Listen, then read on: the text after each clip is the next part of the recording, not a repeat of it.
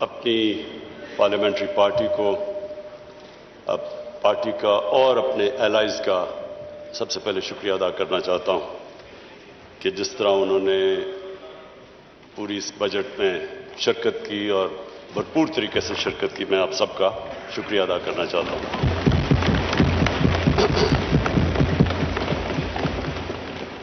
Speaker صاحب، اس کے بعد میں آج اپنی جو میں نے بجٹ کی تقریر کرنی ہے اس سے پہلے میں آج دعوت دینا چاہتا ہوں اپوزیشن کو اس چیز پہ،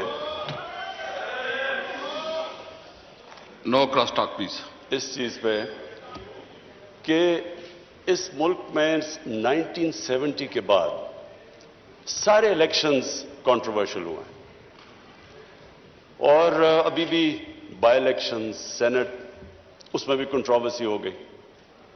تو ہم نے بڑی کوشش کی ہے یہ 2 سالوں کے اندر کہ ہم کیا ریفارمز کر سکتے ہیں کہ پاکستان میں بھی الیکشنز ایکسپٹ کرے، جو بھی ہارتا ہے وہ ایکسپٹ کرے الیکشنز کو۔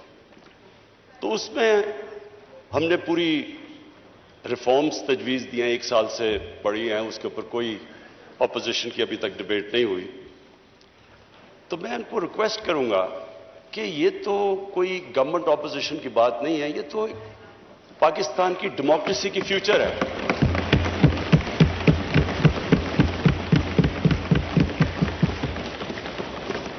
اسپیکر صاحب، کیونکہ میری 21 سال زندگی انٹرنیشنل کرکٹ میں گزری، تو میں صرف اپنے تجربے سے بتانا چاہتا ہوں کہ جب ہم کرکٹ کھیلتے تھے تو اپنے اپنے امپائر ملک کھڑے کرتے تھے، اور ہوتا کیا تھا کہ جو ہارنے والا ہے وہ ہار نہیں مانتا تھا، کہتے جو ہارتا تھا مخالف ملک میں جا کے وہ کہتا تھا جی امپائروں نے ہمیں ہرا دیا۔ اور مجھے فخر ہے اس چیز پہ کہ میں ایز پاکستان کیپٹن پوری کیمپین کی، اور پاکستان وہ ملک تھا جس نے کرکٹ ہسٹری میں پہلی دفعہ نیوٹرل امپائرز کھڑے کیے۔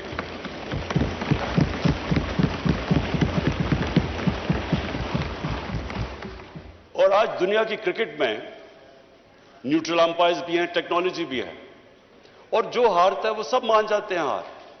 یعنی سارا جو کرکٹ کے اندر جو فیئرنس تھی وہ اس لیول پہ ہے کہ اب یہ ایشو ختم ہو گیا امپائرنگ کا۔ میں یہی ریکویسٹ کرتا ہوں کہ اب ٹائم آ گیا ہے کہ ہم بھی الیکشن لڑیں اور کسی کو یہ فکر نہ ہو کہ جی مجھے کوئی دھاندلی سے ہرا دیا جائے گا۔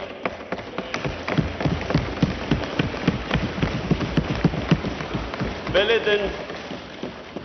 دن میں نے تقریر کرنے کی کوشش کی، اپوزیشن نے نہیں کرنے دی، اور انہوں نے کیا کہا؟ انہوں نے کہا جی الیکشن ٹھیک نہیں ہوئے۔ جب الیکشن ٹھیک نہیں ہوئے تو بتانا تھا کہ کس طرح ٹھیک نہیں ہوئے۔ جب ٹرمپ نے کہا کہ الیکشن ٹھیک نہیں ہوئے تو ان کے میڈیا اور پبلک نے کہا کہ ثبوت دو کہ ٹھیک نہیں ہوئے۔ ہم نے جب 2013 کے الیکشن میں کہا ٹھیک نہیں ہوئے تو ہم نے 133 میں سے 4 حلقے ڈیمانڈ کیے تھے کہ ان کی رینڈم آپ ان کی آڈٹ کر دیں، اگر یہ ٹھیک ہے ہم الیکشن مان جائیں گے۔ ہمیں نہیں، ان 4 حلقوں کو نہیں کھولا گیا۔ ایونچولی عدالت میں جا کے کیس لڑ کے 2-2.5 سال کے بعد کھلے، چاروں میں دھاندلی نکلی۔ تو میرا اسپیکر صاحب آج اپوزیشن کو یہ ہے کہ ہم نے پوری کوشش کی اور ہم اس نتیجے پہ آئے کیونکہ جوڈیشل کمیشن بیٹھی تھی 2015 کے اندر، اور اس جوڈیشل کمیشن کی فائنڈنگز تھی 2013 کے الیکشن کے اوپر، جو بھی انہوں نے کہا کہ بے ضابطیاں ہیں وہ ساری ہوتی تھیں جب پولنگ ختم ہوتی تھی اور اس کے بعد جب رزلٹ اناؤنس ہوتا تھا۔ تو ہم نے اس کے اوپر جو سب اپنی ڈسکشن کر کے ایک نتیجے پہ آئے کہ اس کا صرف ایک راستہ ہے، ای وی ایم مشینز۔ وہ کیوں ہیں؟ کیونکہ ای وی ایم مشین جیسی الیکشن ختم ہوتا ہے بٹن دبتا ہے رزلٹ آ جاتا ہے۔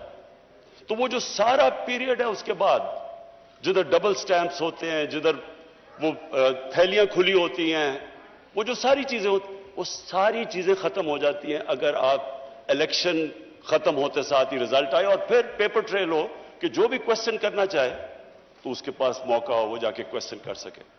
تو میں اگر ان کے پاس اپوزیشن کے پاس کوئی اور تجویز ہے تو ہم تیار ہیں سننے کے لیے۔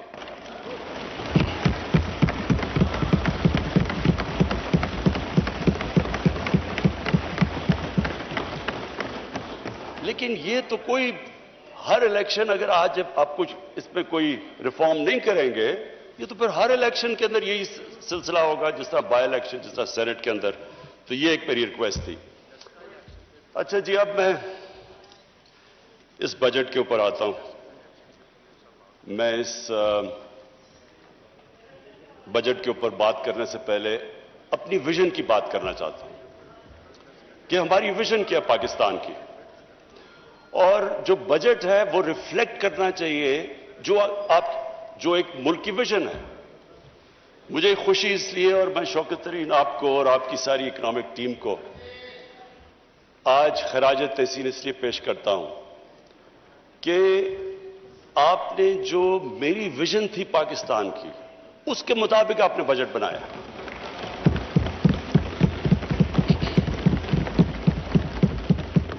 اسپیکر صاحب، جب ہم نے 25 سال پہلے تحریک انصاف کو اس کو شروع کیا پارٹی کو، تو ہماری جو موٹیویشن تھی، جو میری موٹیویشن تھی، وہ ایک ہی تھی جو کہ نظریہ پاکستان تھا. نظریہ پاکستان آبجیکٹو ریزولوشن کے اندر بڑا کلیئرلی ڈیفائنڈ ہے: اسلامی فلاحی ریاست. یہ جو اسلامی فلاحی ریاست ہے، یہ نظریہ جو ہمارے فاؤنڈنگ فادرز تھے انہوں نے مدینہ کی ریاست سے لیا، کیونکہ وہ دنیا کی پہلی فلاحی ریاست تھی. اب اسپیکر صاحب، ہم نے یہ کیوں، میں ذرا سارے ہاؤس کے لیے، اپنے یوتھ کے لیے، سب کے لیے کہنا چاہتا ہوں کہ یہ کیوں ضروری ہے کہ ہم پاکستان اسی فاؤنڈنگ فادرز کی ویژن کے اوپر واپس جائیں. وہ اس لیے ضروری ہے اسپیکر صاحب کہ اگر اس ہمارے ملک کی ویژن سے ہم پیچھے ہٹ جاتے ہیں تو پاکستان کا مقصد ختم ہو جاتا ہے. پاکستان جب بنا تھا تو ہمیں یہ پتا ہونا چاہیے کہ بہت زیادہ مسلمان ہندوستان میں رہ گئے تھے، لیکن انہوں نے بھی پاکستان کی حمایت کیوں کی تھی؟ کیونکہ جو ہمارے فاؤنڈنگ فادرز تھے، علامہ اقبال اور قائد اعظم، انہوں نے جو ایک ویژن دی تھی پاکستان کی، اس کی وجہ سے سارے ہندوستان کے مسلمان بھی متفق تھے کہ یہ ملک بننا چاہیے. اور وہ ویژن علامہ اقبال نے، اور جو مسلمان دنیا کے سب سے بڑا پچھلے 300-400 سال میں سب سے بڑے ذہن تھے، انہوں نے اس ویژن کے اندر جب کہا تھا کہ مسلمان جب بھی اٹھتا ہے، مسلمان کا سویلائزیشن مدینہ کی ریاست کے بعد جب بھی اٹھا ہے، وہ واپس گیا ان پرنسپلز کے اوپر جو ہمارے نبی صلی اللہ علیہ وسلم نے مدینہ کی ریاست میں اسٹیبلش کیے تھے. تو وہ پرنسپلز تھے جس کی وجہ سے ایک قوم اٹھی. تو میں اسپیکر صاحب آج بریفلی وہ بتانا چاہتا ہوں کہ وہ کیا چیز تھی کہ ایک اتنا عظیم سویلائزیشن کھڑا ہو گیا، اور کبھی اتنی تیزی سے ایک سویلائزیشن نہیں کھڑا ہوا. جب مدینہ پہنچے رسول اللہ تو انہوں نے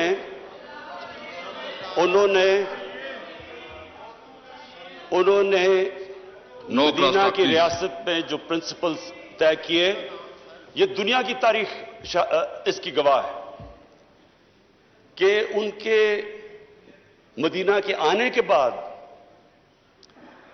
13 سال کے بعد جو ایک سپر پاور تھی وہ ان کے سامنے اس نے گھٹنے ٹیکے، بیزنٹائن ایمپائر، اور 14 سال کے بعد پرشین ایمپائر ان کے سامنے گھٹنے ٹیک گیا.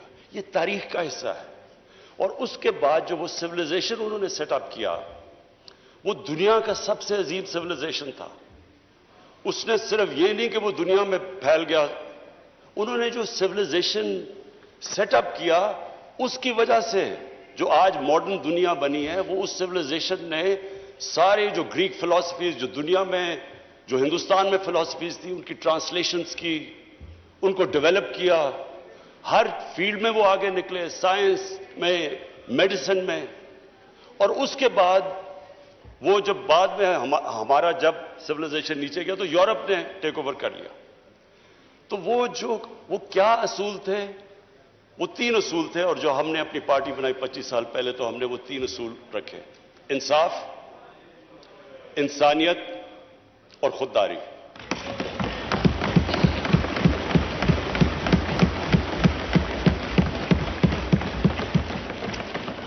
اور یہ 3 ہماری ویژن سٹیٹمنٹ میں ہیں کہ ہم یہ سمجھتے ہیں کہ جو ہمارا بجٹ ہے وہ ریفلیکٹ کرنا چاہیے یہ 3 پرنسپلز۔ اس سے پہلے میں آج اپنی اکنامک ٹیم کو خراج تحسین پیش کرتا ہوں۔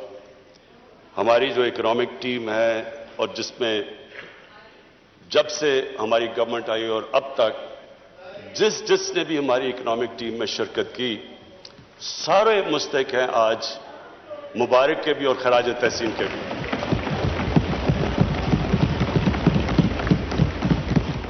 اس ہال میں ہمارے اسپیکرز نے سب نے بتایا کہ کس طرح کا پاکستان ہمیں ملا۔ جب ہماری گورنمنٹ آئی تو جو سب سے بڑے ہمیں پرابلم تھا، وہ جو ٹرم استعمال کرتے ہیں کرنٹ اکاؤنٹ ڈیفیسٹ۔ جو کرنٹ اکاؤنٹ ہے، وہ میں عام لوگوں کے لیے سمجھانے کے لیے کہ کرنٹ اکاؤنٹ کا مطلب یہ ہے کہ ملک میں ڈالرز کتنے آ رہے ہیں اور ملک سے باہر کتنے ڈالرز جا رہے ہیں۔ اس کا پاکستان کی تاریخ کا سب سے بڑا ڈیفیسٹ تھا۔ اس کا مطلب یہ کہ ہماری جو کرنسی تھی وہ خطرے میں تھی، کیونکہ اتنا بڑا جب خسارہ تھا، ڈالرز کی کمی تھی، تو ڈالرز نے اوپر جانا تھا، کرنسی نے ڈی ویلیو ہونا تھا۔ اس کے لیے جو سب سے بڑا ہمیں آتے ساتھ ہی سروائیول کا جو شروع میں پیریڈ تھا، ہم سب نئے تھے، ٹیم نہیں تھی، تجربہ نہیں تھا، تو اس کے اندر اتنے بڑے کرائسس میں اس لیے اپنی ٹیم کو خراج تحسین پیش کرتا ہوں کہ ہم نے بڑے مشکل قدم اٹھائے اپنی اکانومی کو سٹیبلائز کرنے کے لیے۔ تکلیف دہ تھے، اور اسپیکر صاحب وہ تکلیف دہ ایسے تھے کہ آپ ایک ملک اگر گھر کی مثال لے لیں، میں سب کے لیے ایک آسانی پیدا کرنا چاہتا ہوں کہ ہمارے سارے جو بھی آج دیکھ رہے ہیں سب کو سمجھ آ جائے کہ وہ کیا مشکل تھی پاکستان کو۔ ایک گھر مقروض ہو جاتا ہے، آمدنی اور خرچے میں بڑا خسارہ ہو جاتا ہے، کرایہ دار آ رہا ہے، لوگ آ رہے ہیں پیسے مانگنے کے لیے، قرضے لیے ہوئے ہیں، تو وہ گھر کیا کرتا ہے؟ وہ صرف دو چیزیں کر سکتا ہے: اپنے خرچے کم کرتا ہے اور اپنی آمدنی بڑھانے کی کوشش کرتا ہے۔ تو جب وہ اپنے خرچے کم کرتا ہے، تکلیف ہوتی ہے گھر کو۔ خرچے جب کم کرتا ہے، اگر آپ کے بچہ ایک اچھے سکول میں جا رہا ہے، اس کو آپ کو نکال کے دوسرے اس سکول میں گورنمنٹ سکول میں ڈالنا پڑتا ہے۔ اگر آپ کا گاڑی ہے تو موٹر سائیکل ہو، اگر موٹر سائیکل ہے تو سائیکل لینا پڑتا ہے۔ وہ جو بھی گھر اس سچویشن میں ہوتا ہے، اس کو اس مشکل وقت سے گزرنا پڑتا ہے جب تک اس کی آمدنی اوپر نہیں آتی۔ تو ہمارے لیے وہ مشکل فیصلے کرنے تھے، لوگوں کو تکلیف ہوئی، عوام بڑی مشکل سے گزری، اور کئی ابھی بھی گزر رہے ہیں۔ لیکن اس کے علاوہ جب ایک ملک مقروض ہو جائے اور جب ایک ملک اس مشکل میں پڑ جائے، اس کے علاوہ دوسرا اور کوئی راستہ نہیں ہے اس کا۔ کوئی بھی ملک لے لیں، جب ترکی میں پرائم منسٹر تب اردوغان آئے تو ان کو بھی جب ترکی کو وہ بھی قرضے میں ڈوبے ہوئے تھے، ان کو بھی IMF کے پاس جانا پڑا، لیکن وہ بھی 2-3 سال مشکل وقت سے گزرے۔ تو مجھے آج یہ خوشی ہے کہ ہماری اکنامک ٹیم نے جس طرح کے فیصلے کیے، جس طرح ہم وہ چیلنجز لیے اور جس طرح ان چیلنجز سے نکلے۔ ایک تو اکنامک چیلنج تھا، دنیا میں باہر گئے، پیسے اکٹھے کرنے کی پوری کوشش کی۔ میں آج پھر اپنے وہ ملکوں کا شکر گزار ہوں جس طرح UAE نے ہماری مدد کی، سعودی عربیہ نے ہماری مدد کی، چائنا نے ہماری مدد کی۔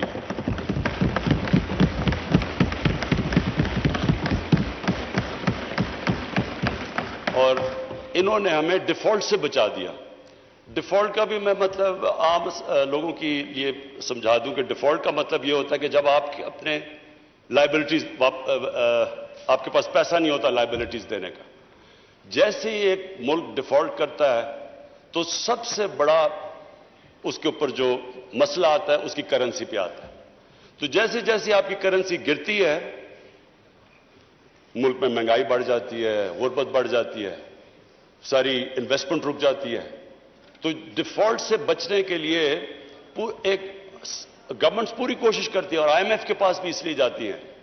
ہم نے شروع میں جب ہماری آئی ایم ایف سے نیگوسیشنز تھی ہم نے کوشش کی کہ ہم نہ جائیں. ہم نے کوشش کی کوئی اور کوئی طریقہ نکلا ہے کیونکہ اتنا بڑا خسارہ تھا $20 ارب کا.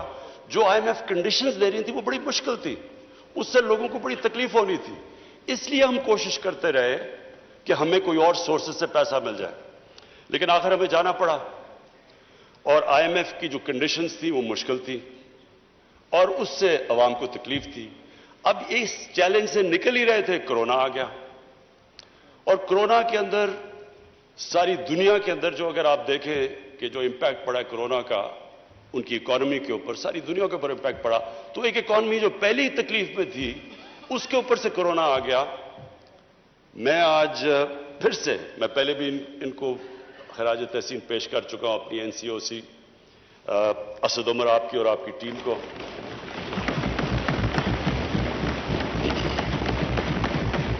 ڈاکٹر فیصل کو، اور اس میں پھر جتنی بھی کوآرڈینیشن تھی پاکستان آرمی، انہوں نے ہماری پوری مدد کی. ہم نے انٹیلیجنس پوری ان سے لی. جو بھی پھر ہم نے ہاٹ سپاٹس اور پھر ان کو لوگوں کو ٹریک اینڈ ٹریس، اور ڈاکٹر فیصل جس نے پوری ایکسپرٹ اوپینین ہمیں دیتا رہا کہ یہ دنیا میں یہ ہو رہا ہے تو آپ کو یہ جو بھی قدم ہمیں اٹھانے چاہیے. تو اس سے میں آج ہم سارے پاکستانی ہم وہ خوش قسمت قوم ہے. اگر آپ ارد گرد دیکھیں، ایران میں دیکھیں، بدقسمتی سے ابھی افغانستان دیکھیں، ہندوستان دیکھیں، آج انڈونیشیا میں جو ہو رہا ہے، تو ساری، اور بنگلہ دیش میں جو صورتحال ہے، لاک ڈاؤنز لگا دی ہیں، اس کے مقابلے میں اللہ کا میں خاص طور پہ، کیونکہ اللہ نے ہم انسان تو ایک سٹیج تک جا سکتا ہے، اس کے بعد تو اوپر والے کے اوپر چھوڑ دیتا ہے، اور اس نے ہمیں بچا لیا. ہم جس طرح نکلے ہیں اس سے،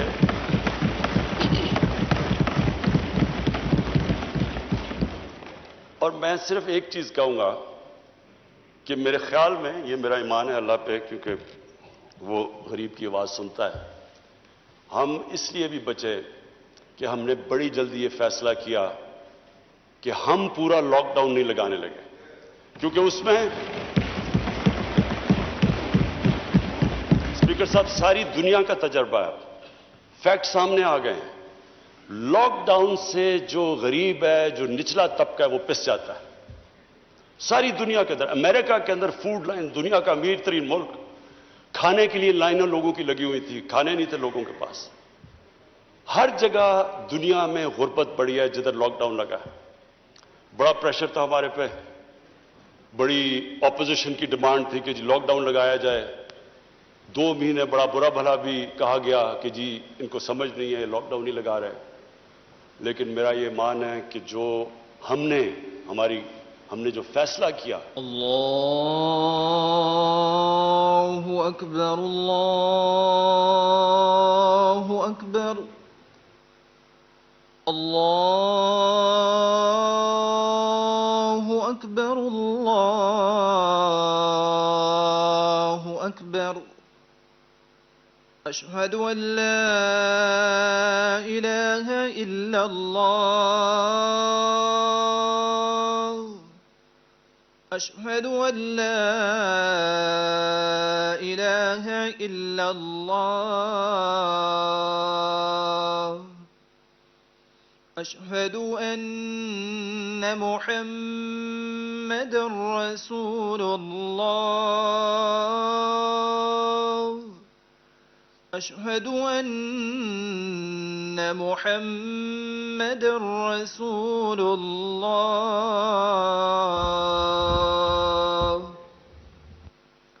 حی علی الصلاة،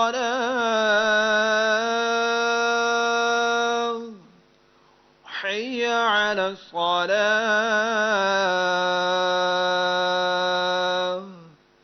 حی علی الفلاح،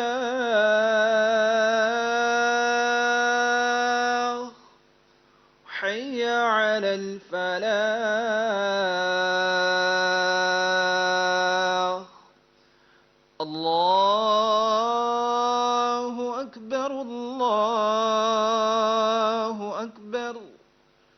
لا إله إلا الله. جناب عمران خان صاحب پرائم منسٹر. جی اسپیکر صاحب، جو فیصلہ کیا ہم نے یہ سوچ کے کہ جو ہمارا دہاڑی دار ہے، ہمارے مزدور، ہمارا ڈیلی ویجر جو کہ ویکلی ویجر، وہ گھر میں کھانا ہی تب آتا ہے جب اگر وہ مزدوری کرے.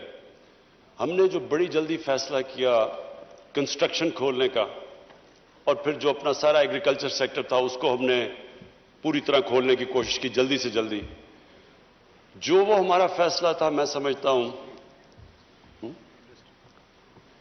اور ایکسپورٹ انڈسٹری ہم نے جو کھولنے کی کوشش کی اور جلدی، میرے خیال میں جو ہم نے وہ فیصلے کیے، اور پھر ہمارا اسٹیٹ بینک نے زبردست انسینٹیوائز کیا، انہوں نے پوری مدد کی انڈسٹری کی، ہم نے اسمال اور میڈیم انڈسٹری کی مدد کی، ہم نے بجلی میں ان کو جو ہم نے ان کی مدد کی، اور پھر ہمارا جو احساس پروگرام تھا جس میں 1,20,00,000 لوگوں کو صاف اور شفاف طریقے سے جلدی ہم نے ان کو پیسے دلوائے، جو کہ آج ورلڈ بینک ساری دنیا میں ملکوں میں نمبر 4 پہ احساس پروگرام کی افیکٹونیس.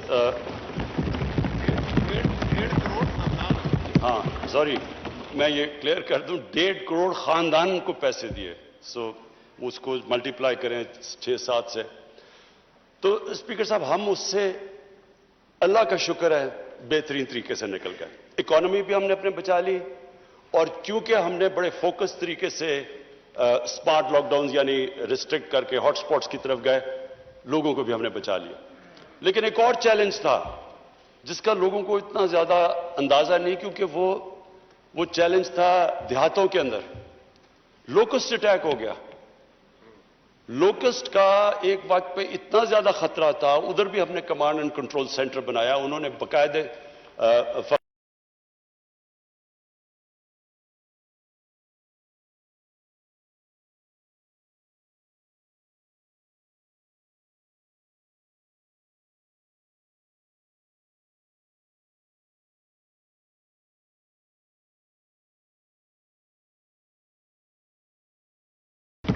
تو اسپیکر صاحب، ہم اللہ کا شکر ہے یہ جو 4% گروتھ ریٹ ہماری تقریباً 4% گروتھ ریٹ آئی، اس کی وجہ یہ تھی کہ ہم نے ایگریکلچر کو پروٹیکٹ کیا. ایگریکلچر کے اندر ریکارڈ اس باری فصلیں آئیں، گندم کی، چاول کی، مکئی کی ریکارڈ فصلیں آئیں، اور جو گنا تھا اس کی بھی سیکنڈ ہائیسٹ اس کی بھی پیداوار ہوئی اس باری. اور اس کی وجہ سے ایک ساری اکانومی اٹھی. اور پھر جو ہم نے ایک بہت بڑا فیصلہ کیا، ہم نے یہ فیصلہ کیا کہ جو ہمارا جو کسان ہے جو یہ شوگر ملز میں اپنے گنے لے کے جاتا ہے، کہ ان کو ٹائم پہ پیسہ ملے. یہ نہ ہو کہ 1 سال کے بعد پیسہ ملے اور پورا پیسہ ملے، جو سپورٹ پرائس ہے وہ پیسہ ملے. کیونکہ گورنمنٹ نے یہ انفورس کیا، پیسہ پہلی دفعہ شفٹ ہوا کسانوں کے پاس. کسانوں کے پاس پیسہ ہے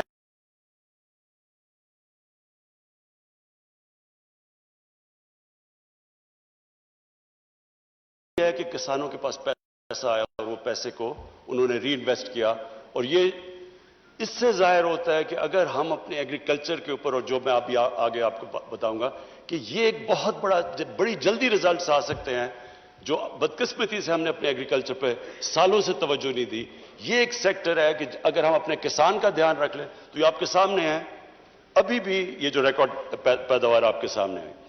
پھر ہماری ایکسپورٹ انڈسٹری، اس کو انسینٹیوائز کیا، اور مجھے بڑی خوشی ہے کہ یہ اس 1 سال کے اندر 17% ہماری ایکسپورٹس بڑھی.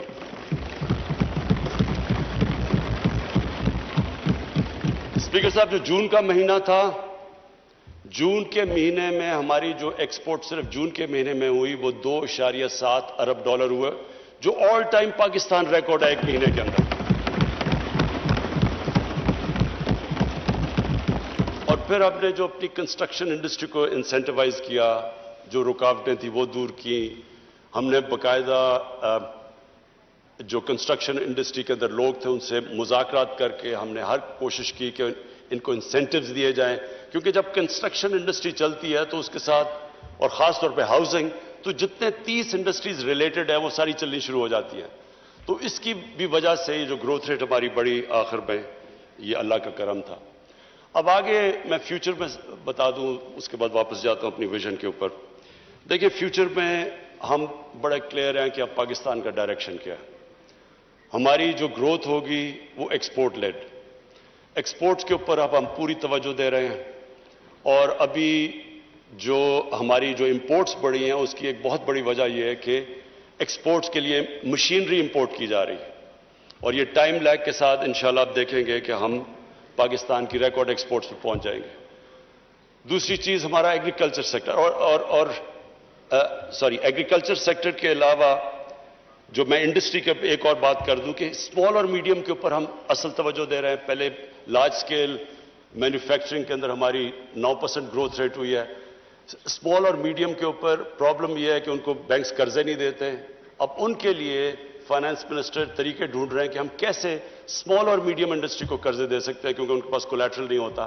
ان کے لیے پوری پالیسی ڈیوائز کریں اور جو ریگولیشنز ہیں ان کو آسان کرتے جا رہے ہیں کیونکہ اتنے زیادہ ریگولیشنز ہوتے ہیں وہ اسمال اور میڈیم انڈسٹری چلنے کا اس کا وہ رجسٹری نہیں ہوتے ڈر کے ریگولیشن سے. تو اس کے اوپر پوری اب انسینٹیوائز کر رہے ہیں ان کو. جو ایگریکلچر ہے اس میں ہم کئی چیزیں کر رہے ہیں. ایک تو پنجاب نے بڑا زبردست کام کیا، کسان کارڈ لے کے آ رہا ہے. کسان کارڈ سے ایک ڈیٹا بیس ہوگا، سارے کسانوں کو رجسٹر کر رہے ہیں ہم. اور جو چھوٹا کسان ہے، چھوٹے کسان کو جو 13 ایکڑ سے کم کسان ہے اس کو ڈائریکٹ سبسڈائز کریں گے، ان کو کھادوں کے اوپر، ان کی پیسٹیسائڈز کے اوپر. پھر اگر کوئی جس طرح بکھر میں ابھی میں نے سنا ہے کہ وہاں ان کی جو فیل ہو جاتی ہے 3 سال سے ان کے جو چنے کی کراپ فیل ہوگی ان کو ڈائریکٹ مدد کریں گے. تو یہ پہلی دفعہ ایک کسان کارڈ کے ذریعے ڈائریکٹ مدد کریں گے اپنے کسانوں کے لیے. پھر جو بھی اس باری فائنانس منسٹر نے جو پیسہ رکھا ہے $60 ارب فیڈرل گورنمنٹ نے، سوری 60 ارب روپیہ جو ہماری فیڈرل گورنمنٹ نے رکھا ہے، جو پچھلی گورنمنٹ کے آخری سال میں 1.5 ارب تھا.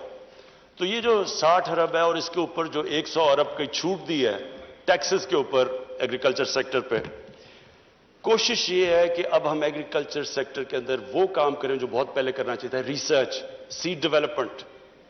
یہ سب سے امپورٹنٹ ہے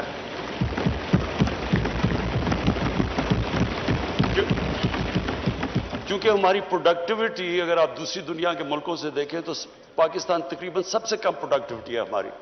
تو بڑی جلدی اگر ہم اس پہ کام کر لیں تو جس طرح اس بار ریزلٹس آئے ہیں، اور ہمارا آگے مسئلہ بھی فوڈ سیکیورٹی کا ہے کیونکہ ہم اب فوڈ امپورٹر بن چکے ہیں. گندم بھی ہمیں امپورٹ کرنی پڑ رہی ہے، چینی بھی امپورٹ کرنی پڑ رہی ہے، ہمیں دالیں امپورٹ کرنی پڑ رہی ہیں، اور ایڈیبل آئل تو خیر پہلے بھی ہم امپورٹ کرتے تھے. تو اب ہماری کوشش یہ ہے کہ ان کی پہلے تو اپنی پیداوار بڑھائیں تاکہ آگے بڑھتے ہوئے آبادی کے لیے ہم فوڈ سیکیورٹی پرووائڈ کریں، لیکن اس کے علاوہ اپنی پروڈکٹ، اس کے علاوہ جو کسان ہیں اس کو ڈائریکٹ چھوٹے کسان کو سبسڈائز کریں کیونکہ اصل ہمارا 70% تو چھوٹا کسان ہے اور اس کا سب سے بڑا پرابلم ہوتا ہے اس کے پاس پیسہ نہیں ہوتا، وہ آڑتی سے پھنس جاتا ہے. اور اس کی ہم نے کسان کی اور مدد کرنے کے لیے کیا فیصلہ کیا، کسان مارکیٹس. یہ چائنا سے ہم نے دیکھا ہے کہ انہوں نے ورچوئل مارکیٹس بنائی ہوئے ہیں جو کسان اور ہول سیلر یا ریٹیلر کو وہ اکٹھا کر دیتے ہیں. وہ ڈائریکٹلی کسان سپلائی کرتا ہے ریٹیل کو، اس کو لوگوں کو بھی سستی چیزیں ملتی ہیں، بیچ میں جو مڈل مین اڑ جاتا ہے، اور کسان کو بھی اونچی پرائس ملتی ہے. اس کے اوپر اب انشاءاللہ ہم پورا کام کر رہے ہیں. پھر جی پاکستان کا جو بڑا مسئلہ ہے دودھ. اب دودھ ایک ایسی چیز ہے جو کہ ایک بچوں کے لیے سب سے امپورٹنٹ نیوٹریشن ہے، پروٹین ہے. اب مسئلہ یہ بنا ہوا ہے، کیلشیم ہے. پرابلم ہمارا یہ ہے کہ جو کھلا دودھ بکتا ہے وہ زیادہ تر کنٹامنیٹڈ ہے، اور پھر جب ہم ان کو جو کنٹامنیٹ دودھ کو ہٹاتے ہیں تو اس کی قیمت اوپر چلی جاتی ہے. تو ہم اس نتیجے پہ آئے ہیں کہ اس کا سب سے آسان طریقہ یہ ہے کہ ان کی جینیٹک امپروومنٹ کریں گایوں کی اور بھینسوں کی، اور اس کے لیے ہم باہر سے اب یہی باہر سے امپورٹ کر رہے ہیں جو जिससे इनकी हम जीन्स को इंप्रूव कर सकें। इंशाअल्लाह ये हम समझते हैं कि 1-2 सालों के अंदर, 2 सालों में इसका इम्पैक्ट पड़ जाएगा, और इसके लिए हमने काफ़ी पैसे रखे हुए हैं कि हमारा जो लाइफ स्टॉक है वो इम्प्रूव हो। इतनी ज़्यादा हमारे पास गाय भैंसें हैं, लेकिन उनकी प्रोडक्टिविटी बहुत चाइना में 6 गुना ज़्यादा उनको वही दूध लेती है गाय से जिस पाकिस्तान के मुकाबले में। तो अगर हम दुगना भी कर लें तो ये बहुत बड़ा इम्पैक्ट पड़ जाएगा हमारी जो इम्पोर्टेंट है दूध सप्लाई के लिए। अच्छा स्पीकर साहब, अब मैं वापस रिवर्ट करता हूं कि पाकिस्तान ने अगर आगे बढ़ना है तो हमें उन असूलों के ऊपर वापस जाना चाहिए जिस विजन के मुताबिक पाकिस्तान बना था। जो ये 3 चीज़ें हैं, इंसानियत, इंसाफ और खुददारी। सबसे पहले तो मुझे इस बजट में सबसे बड़ी खुशी हुई कि पाकिस्तान की तारीख का सबसे ज्यादा पैसा हमने सोशल प्रोटेक्शन के लिए दिया है।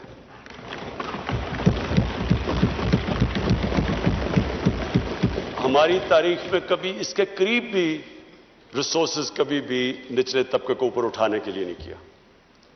जो मदीना की रियासत में जो असूल रखा गया था, पैसे नहीं थे अभी उनके पास। शुरू में मदीना में मुसलमान बड़े गरीब थे, लेकिन रसूलुल्लाह ने, नबी सल्लल्लाहु अलैहि वसल्लम ने शुरू में ही कह दिया कि हमारी सबसे बड़ी कोशिश होगी कि जो कमजोर तबका है, जो बेवा हैं, जो यतीम हैं, जो माजूर हैं, गरीब हैं, इनको रियासत ने इनकी जिम्मेदारी ली थी। ये पहली दफा दुनिया में एक वेलफेयर स्टेट बनी थी। तो पाकिस्तान शुरू से ही हमें जिस तरफ जाना चाहिए था हम नहीं गए, हम दूसरी तरफ चले गए।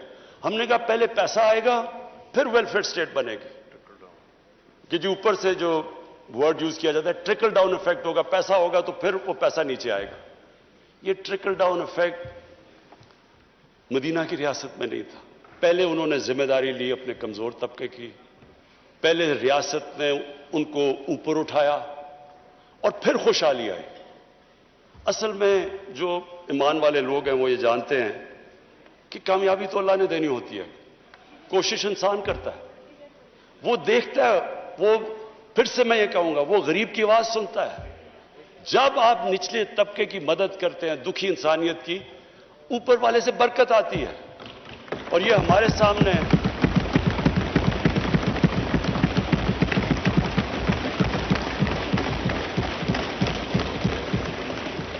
मैं 2 मिसालें देना चाहता हूं स्पीकर साहब। चाइना और हिंदुस्तान दोनों की आबादियां 1 अरब से ज्यादा है। 35 साल पहले चाइना तकरीबन उधर ही खड़ा था जिधर हिंदुस्तान खड़ा था। आज चाइना किधर चला गया और हिंदुस्तान किधर है? उन्होंने क्या किया और जो हिंदुस्तान ने नहीं किया? हिंदुस्तान में भी हालात बेहतर हुए, हिंदुस्तान में भी उनको पिछले 30 साल में तरक्की की, लेकिन हिंदुस्तान में अमीर और गरीब में फासला बढ़ता गया। आज वहां गुर्बत भी है और सबसे ज्यादा अमीर लोग हैं। चाइना ने क्या किया कि उन्होंने फैसला किया, जो मदीना की रियासत में फैसला किया दुनिया के अजीम लीडर ने, कि हम सबसे पहले निचले लोगों को ऊपर लेके आएंगे। और हम चाइना गए और हमने देखा उन्होंने क्या क्या जो तरीके इख्तियार किए अपने कमजोर तबके को ऊपर उठाने के लिए।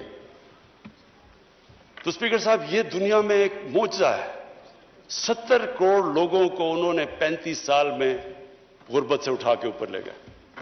और अभी इसी साल प्रेसिडेंट शी जिनपिंग ने अनाउंस किया कि चाइना में हमने एक्सट्रीम पॉवर्टी खत्म कर दी। ये दुनिया की तारीख में इतना ये कभी हुआ ही नहीं है, मोजा है। लेकिन जैसे जैसे वो गरीबों को ऊपर लेते गए, चाइना भी एक इकोनॉमिक जायंट और सुपर पावर बन गया।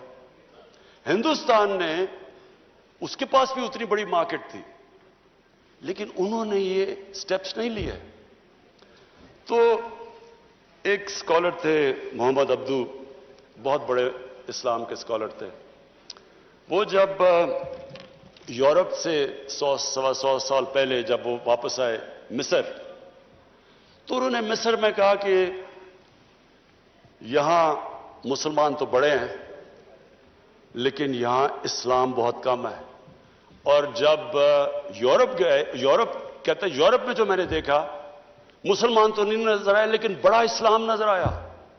کہنے کا مطلب یہ ہے کہ جو بھی ان اصولوں کے اوپر چلے گا وہ اوپر چلا جائے گا. آج آپ اسکینڈینیوین ممالک میں چلے جائیں, سب سے بہتر اگر میں دنیا میں پھرا ہوں تو انسانیت کا نظام آج اسکینڈینیویا میں. آپ وہاں خوشحالی دیکھیں کیسی ہے اور ان کی انسانیت دیکھیں کیسی ہے. ہر انسان کی قدر ہے, اس سے بھی آگے چلے گئے ہیں, جانوروں کی قدر ہے وہاں. اور وہ بھی میں کہہ دوں کہ وہ بھی حضرت عمر کا قول تھا کہ اگر کتا بھی میری ریاست میں بھوکا مرتا تو میں ذمہ دار ہوں. یعنی یہ ہے انسانیت کا تقاضا. اور ان ملکوں میں جو ہم جن کو مسلمان نہیں کہتے, لیکن مسلمان ملکوں میں آپ دیکھ لیں, ہمارے ملک میں دیکھ لیں کہ امیر امیر ہوتا جاتا ہے, غریب غریب ہوتا جاتا ہے. کوئی سوشل سیکیورٹی نیٹ ورک نہیں ہے. ہمارا آج فیملی سسٹم نہ ہو, ہمارا خاندانی نظام نہ ہو تو یہاں تو لوگ بھوکے مرتے رہیں. ہمیں تو آج اگر کسی نے بچایا ہوا ہے تو وہ ہمارے ایکسٹینڈڈ فیملی سسٹم نے بچایا ہوا ہے. کوئی بے روزگار ہوتا ہے تو وہ اندر لے لیتے ہیں, ساری فیملی اس کا دھیان رکھتی ہے. ہمارے تو کوئی سوشل سیکیورٹی نہیں ہے. میں پہلی دفعہ جب برطانیہ گیا تو میں نے تو پہلی دفعہ دیکھا کہ ایک فلاحی ریاست کیا ہوتی ہے. آپ کوئی آدمی کسی گورنمنٹ کے بیمار ہو, آپ کسی ہسپتال میں چلے جائیں, آپ کا مفت علاج تھا. سارے غریب سے غریب آپ ہوں, آپ کو مفت تعلیم ملتی تھی اور کوالٹی کی تعلیم ملتی تھی. کئی ان کا پرائم منسٹر ایک آدھ بنا, وہ بھی ایک سرکاری اسکولوں میں مفت پڑھ کے بنا. ادھر آپ بے روزگار ہوتے ہیں, ان امپلائمنٹ بینیفٹس ملتی ہیں جب تک آپ کو روزگار نہیں ملتا. عدالت میں غریب آدمی جاتا ہے, اس کو لیگل ایڈ ملتی ہے مفت کی, اس کو وکیل ملتا ہے. ہم نے تو پہلی دفعہ یہ دیکھا. یہاں تو اس طرح کا کانسیپٹ ابھی تک تھا ہی نہیں. تو یہ میں آج فائنانس منسٹر آپ کو اس لیے خراج تحسین پیش کرتا ہوں. یہ پہلی دفعہ پاکستان اس طرف نکل گئی ہے جدھر ہم آج سے 74 سال پہلے جانا چاہیے تھا, اسلامی فلاحی ریاست.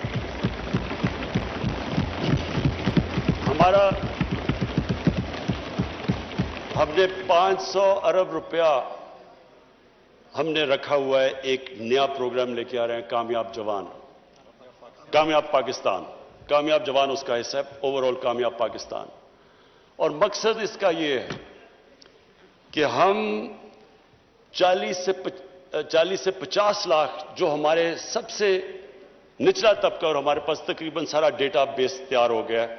انشاءاللہ ہمارے پاس اگلے مہینے تک سارا پاکستان کا ہم اپنا ڈیٹا بنایا ہے کہ ساری انکم لیولز کے ہمارے پاس اب ڈیٹا آ گیا ہے کہ کون سی فیملی کے کتنے پیسے ہیں, کتنی انکم ہے. اور اس کے مطابق ہم نے یہ فیصلہ کیا کہ جو نچلا 40 سے 50% خاندان ہیں ان کو ہم اس کامیاب پاکستان کے نیچے لانے لگے. 500 ارب ان کے لیے ہم نے ڈیڈیکیٹ کیا ہے. اس میں 4 چیزیں ہوں گی. سب سے پہلے سستے سود کے بغیر قرضے. کسان جو ہوں گے ان کو 3 لاکھ دیں گے سود کے بغیر قرضہ, چھوٹے کسانوں کے لیے. اور جو شہر کے اندر ہم ان کو پیسے دیں گے تاکہ وہ اپنا کوئی کاروبار شروع کر سکے. دوسری چیز ہم اسپیکر صاحب ان کے لیے وہ کام کر رہے ہیں جو میں ہمیشہ سوچتا تھا کہ اللہ نے کبھی موقع دیا تو وہ ہم اس ملک میں کریں گے.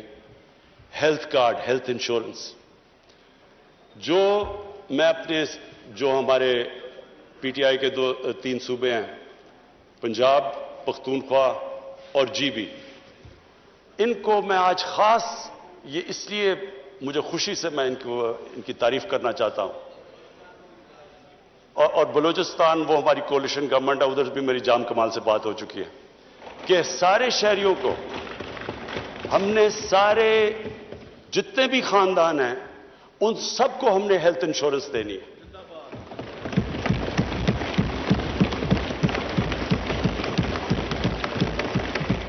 اسپیکر صاحب, یہ جو بھی جس نے بھی دیکھا ہوا ہے, جس نے اس ملک میں غربت دیکھی ہے, سب سے بڑا عذاب ایک غریب خاندان پہ ہوتا ہے جب وہاں ایک بیماری ہو جاتی ہے.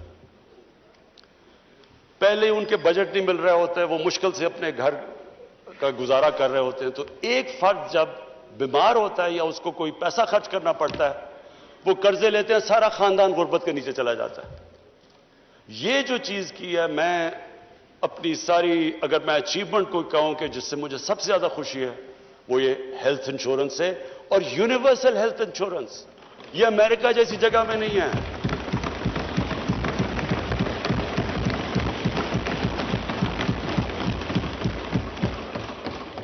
اسپیکر صاحب, ڈیولپڈ ملکوں کے اندر بھی پریمیم دینا پڑتا ہے ہیلتھ انشورنس کا. یہاں مفت انشورنس دے رہے ہیں اپنے سارے خاندانوں کو. یہ میں نے آپ کو بتایا جتنے صوبے ہمارے نیچے ہیں. اور یہ صرف ایک ہیلتھ انشورنس نہیں ہے اسپیکر صاحب, یہ ہیلتھ سسٹم ہے. یہ اب پاکستان میں ماڈرن ہیلتھ سسٹم انشاءاللہ بنے گا. وہ کیسے؟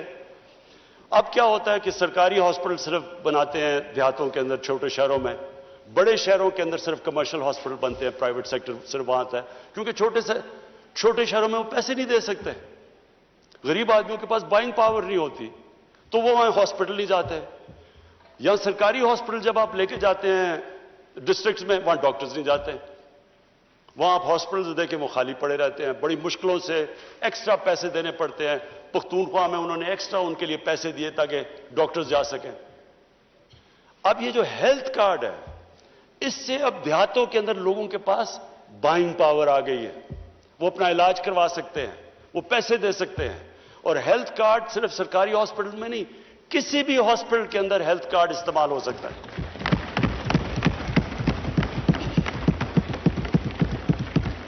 گورنمنٹ کے پاس تو پیسے نہیں سارے ملک میں ہاسپٹلز بنانے کے لیے, ہمارے پاس تو اتنے پیسے نہیں ہیں. پرائیویٹ سیکٹر آئے گا, اور پرائیویٹ سیکٹر کے لیے ہم اب آسانیاں پیدا کر رہے ہیں. کیسے کر رہے ہیں؟ اوقاف کی زمین, ویکیو ٹرسٹ کی زمین ہم نے فیصلہ کیا ہے کہ ان کو سستے داموں کے اندر ہم ہاسپٹلز کے لیے دیں گے, کیونکہ اتنی مہنگی زمین ہے شہروں کے اندر, اور تاکہ وہ جب ہاسپٹل بناتے ہیں ان کے پاس اتنا موقع نہیں ہوتا کہ اپنا ریکور کرنے کے لیے کاسٹ, تو ان کو سستی زمینیں دیں گے. جو بھی میڈیکل اکوپمنٹ پاکستان میں نہیں بنتی وہ ڈیوٹی فری باہر سے امپورٹ کروائیں گے پرائیویٹ سیکٹر کے لیے.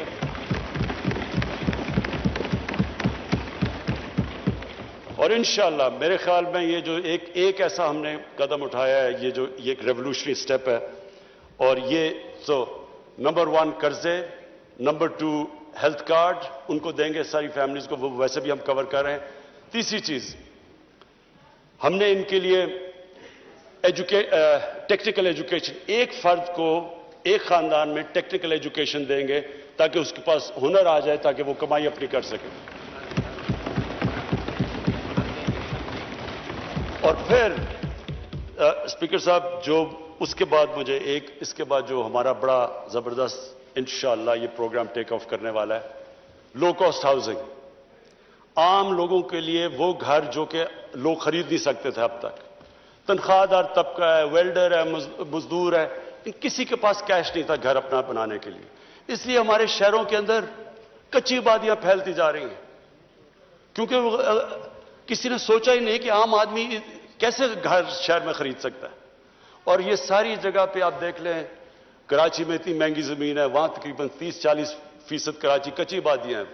لاہور کے اندر کچی آبادیاں ہیں, بڑے شہروں میں کدھر سے غریب آدمی آ کے شہر میں اکوموڈیشن لے سکتا ہے. تو یہ ایک بہت بڑا سٹیپ ہے کہ ہم نے اب بڑی محنت سے ایک قانون جو پھنسا ہوا تھا عدالتوں کے اندر, کئی سالوں سے پھنسا ہوا تھا, فورکلوجر لا, وہ ہم نے عدالتوں سے کلیئر کروایا. پھر بینکوں سے بیٹھے, پھر بینکوں کو انٹرسٹ کیا اس کے اندر. ابھی بینکوں کو پریکٹس نہیں ہے, ان کو عادت نہیں ہے کہ چھوٹے لوگوں کو قرضے دینے کے لیے, لیکن ان سے ہم مسلسل میٹنگز کر رہے ہیں. اسٹیٹ بینک کے گورنر بھی ان کو زور لگا رہے ہیں کہ وہ قرضے دیں چھوٹے طبقے کو. لیکن ایک اور اب ہم نے جو مائکرو فائنانس کو, یعنی وہ کمپنیز جو کہ مائکرو فائنانس دیتی ہیں چھوٹے لوگوں کو جس میں اخوبت ہے, انشاءاللہ اب ہمارا پورا پروگرام ہے کہ یہ جو لو کاسٹ ہاؤسنگ ہے, یہ سب سے پہلے یہ جو 40 لاکھ نیچے خاندان ہیں ان کو ہم اس لو کاسٹ ہاؤسنگ کے اندر شامل کریں.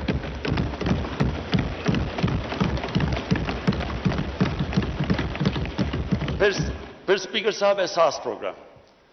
اب ہمارا اس اگلے مہینے جس طرح میں نے کہا ہمارے پورا ڈیٹا بیس پاکستان کا کمپلیٹ ہو جائے گا.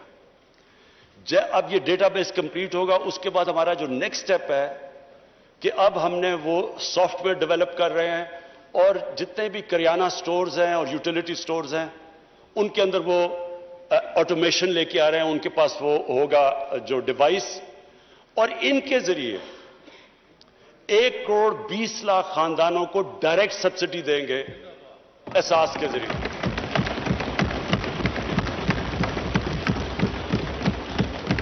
یہ اسپیکر صاحب یہ کبھی پاکستان میں نہیں ہوا. یہ پہلی دفعہ ہوگا کہ جو نچلا ہمارا آپ سوچ لیں 1,20,00,000 خاندان, ان کو ڈائریکٹ سبسڈی کس چیز کی دیں گے؟ کیونکہ ایک انٹرنیشنلی مہنگائی بڑھ رہی ہے, کموڈٹیز کی قیمت ریکارڈ پہ گئی ہوئی ہے پچھلے 1 سال کے اندر, تو ہم ان کو جو بیسک ہے, گھی ہے, آٹا ہے, چینی ہے, جو ایک عام آدمی دالیں ہیں, ان کو ہم یہ جو 1,20,00,000 خاندان ہوں گے, یہ کسی بھی کرانہ سٹور اور یوٹیلیٹی سٹور پہ ان کا ہمارا ڈیٹا بیس پہ ہوں گے. یہ وہاں جا کے سبسڈائزڈ آٹا اور یہ جو بیسک چیزیں ہیں جو کھانے پینے کی یہ لے سکیں گے.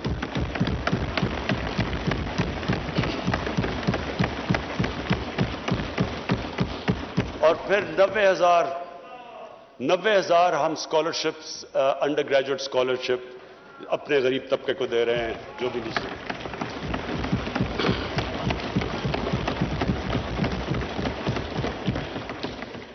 اچھا اسپیکر صاحب, پھر اب میں صرف یہ کہنا چاہتا ہوں کہ ہمارا جو اب ڈائریکشن ہے وہ نکل گیا ہے, جو کہ پاکستان کی ویژن ہے کہ ایک فلاحی ریاست کی طرف جا رہا ہے پاکستان. میں یہ بھی کہہ دوں کہ مجھے جو بڑی خوشی ہوتی ہے جب میں دیکھتا ہوں جو ہم نے پناہ گاہ بنائی ہوئی ہیں, جو مزدور ہیں بیچارے, جو محنت کش لوگ جو کہ سارا دن مزدوری کرتے ہیں اور پھر بچا کے پیسہ اپنے بیوی بچوں کو بھیجتے ہیں, تو اب ہماری پناہ گاہ کا جو جال ہے وہ انشاءاللہ ہم سارے پاکستان میں ان ایریاز میں دیتے ہیں جدھر باہر سے لوگ مزدوری کرنے آتے ہیں, تاکہ وہ سو بھی سکیں, ان کو کرایہ بھی نہ دینا پڑے, ان کو کھانا پینا بھی مل جائے, وہ صاف ان کو نہا دھو بھی لیں, اور اس کے بعد جو بھی پیسہ ان کا بچے وہ سیدھا اپنے گھر میں بیوی بچوں کو بھیجیں.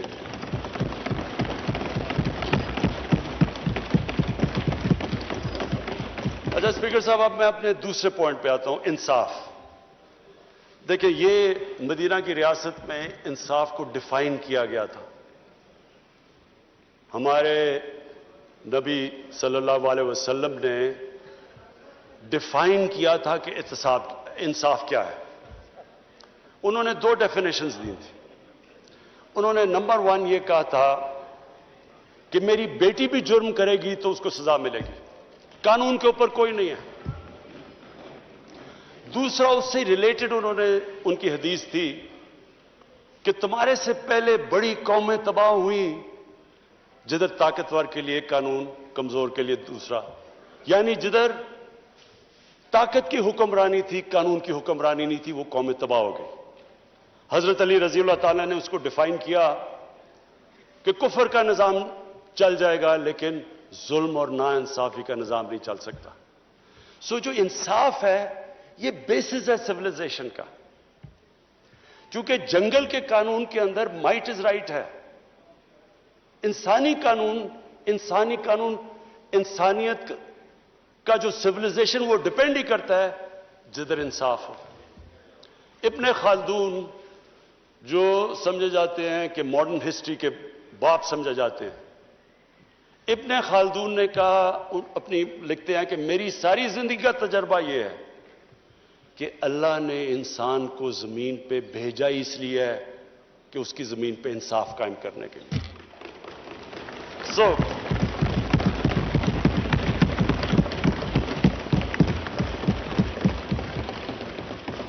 اسپیکر صاحب, یہ جو بیسس ہے قانون کی حکمرانی, یہ ہے بیسس ایک سوسائٹی کا. آج اگر آپ دنیا کی تاریخ سٹڈی کر لیں تو معاشرہ تو وہی اوپر گیا, خوشحال وہ ہوا جدھر انصاف ہے. شیر شاہ سوری کی میں پڑھ رہا تھا کہ جب وہ اوپر آئے وہ تو ان کو ایک جاگیر دی گئی. شیر شاہ سوری کی جو جاگیر اٹھے شیر شاہ سوری ادھر سے. کیسے اٹھا کہ اس نے اپنی جہانگیر میں سب سے پہلے جتنے بڑے بڑے ڈاکو تھے ان کو اس نے فارغ کیا.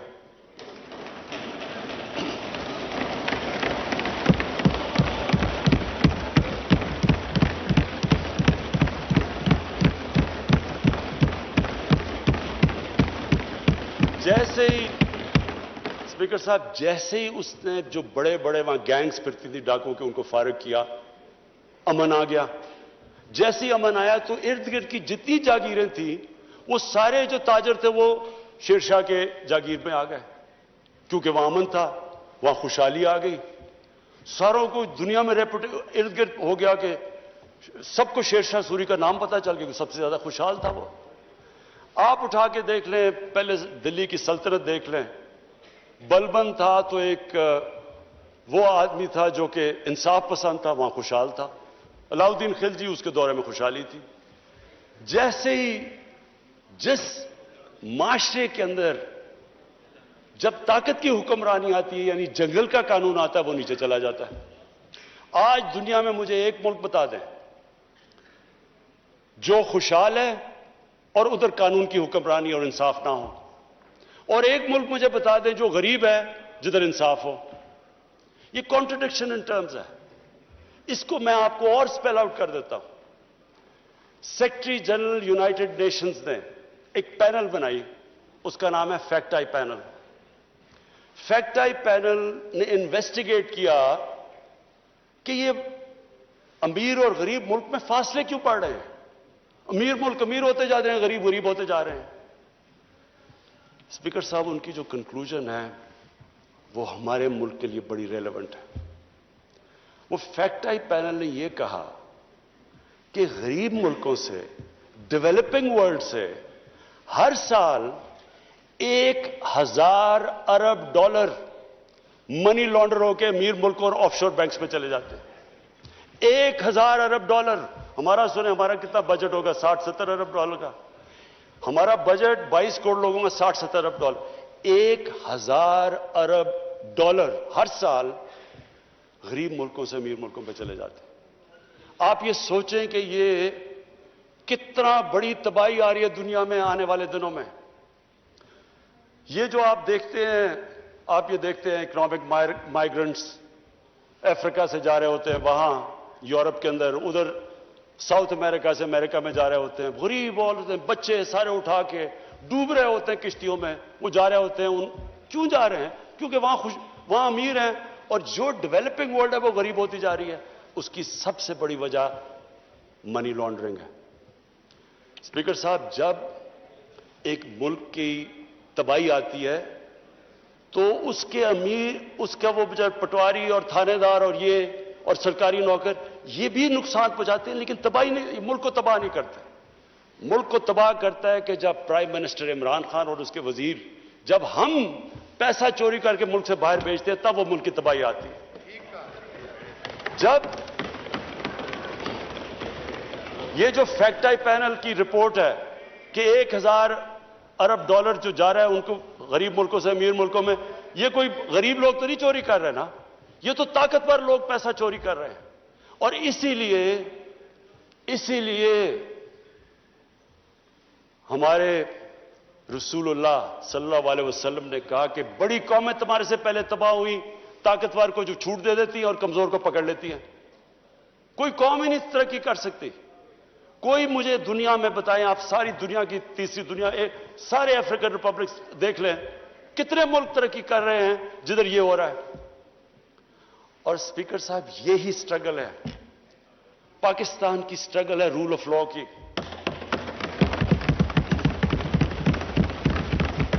مجھے بھی اب کل میں دیکھ رہا ہوں, کل آیا جی کہ ایک سندھ کے ایم این اے, اس کو نیب کے لوگ پکڑنے گئے, ادھر کراؤڈ اکٹھا ہو گیا, انہوں نے نیب کو لوگوں کو مارا, پولیس نے مدد نہیں کی. تو یہ کیا, اس کا کیا مطلب کہ میں اگر 1000-2000 آدمی جمع کر لوں, میں جو مرضی قانون توڑ دوں, میں قانون کے اوپر چلا جاؤں گا. یہ ہے جنگل کا قانون, جس کی لاٹھی اس کی بھینس. یہ ایک سیولائز ملک کے اندر ملک نہیں چل سکتا ایسے. यही नैब थी, 20 साल से वही कानून है, 10 साल 2 हुकूमतें यहां बैठी रही हैं, उनके सामने वही कानून था, क्यों नहीं चेंज किया? जब अब आया तो शोर मच गया नैब के ऊपर। क्यों फर्क क्या हुआ कि पहली दफा नैब उन बड़े बड़े लोगों के ऊपर हाथ डाल रही है? शोर मच गया सारा, भाई आपकी तो हुकूमत आई थी, चेंज कर देते उसको। तब क्यों वो ठीक था? क्योंकि वो बड़े लोगों को हाथ नहीं डाल रही थी और इसलिए करप्शन भी कम नहीं हो रही थी। 20 साल से बैठी है, जब तक आप बड़े लोगों को कानून के नीचे नहीं लेके आते, कोई दुनिया का मुल्क में कानून की बालादस्ती नहीं होती और वो मुल्क सर्वाइव ही नहीं कर सकता। हजरत अली का बिल्कुल ठीक कॉल है कि कुफर का निजाम चल जाएगा। देख लें जिनको हम काफिर कहते हैं, खुशहाली देखे वहां, और हम जो अपने आप को मानते हैं उस अजीम शख्सियत की उम्मत, हमारा हाल देख लें। और हमारा ही नहीं, और देख लें मुसलमान दुनिया में क्या हालात है आजकल। सो स्पीकर साहब, जो दूसरा, जो आज से इतनी देर पहले जब हमने ये पार्टी शुरू की थी तो हमने जो इंसानियत और इंसाफ का रखा था, वो इसलिए था कि जब तक ये करप्शन तो सिम्टम्स है ना इंसाफी की, ये जो कब्जा ग्रुप है ये सिम्टम्स हैं जिस मुल्क में इंसाफ नहीं है। क्यों नहीं स्कैंडिनेविया के अंदर कब्जा ग्रुप, क्यों नहीं जमीनों के कब्जे कर रहे वहां? क्योंकि इनकी पुश्त पे बैठे होते हैं। जब ऊपर से करप्शन तो ऊपर से नीचे आती है। जब आप प्रोटेक्ट कर रहे हैं एक नॉन कब्जा, अभी लाहौर में नॉन कब्जा ग्रुप, उसकी जाके जब उसका जो कब्जा जो सरकारी जमीन पे उसने किया होता वो छुड़वाया, तो कहा गया जी कि ये देखें जी ये बहुत बड़ा जुल्म हो रहा है। भाई आपके पास लैंड रिकॉर्ड्स हैं, आप जाएं अदालतों के पास, अदालतें तो आजाद हैं। अब यहां कौन इमरान खान टेलीफोन कर रहे हैं जी कि आप ये रद्द दें? हमें कौन? सुप्रीम कोर्ट के अंदर, सुप्रीम कोर्ट आजाद है आज। कोई कह सकता है कि लाहौर हाई कोर्ट आजाद नहीं है? क्या कोई कह सकता है कि हमारी हुकूमत उसको कंट्रोल कर रही है? तो सारे आजाद हैं। सो स्पीकर साहब, बात यह है कि अगर पाकिस्तान ने अपने पोटेंशियल पे पहुंचना है, ये जंग इस कौम ने जीतनी है। ताकतवर लोगों को जब तक हम कानून के नीचे नहीं लेके आएंगे,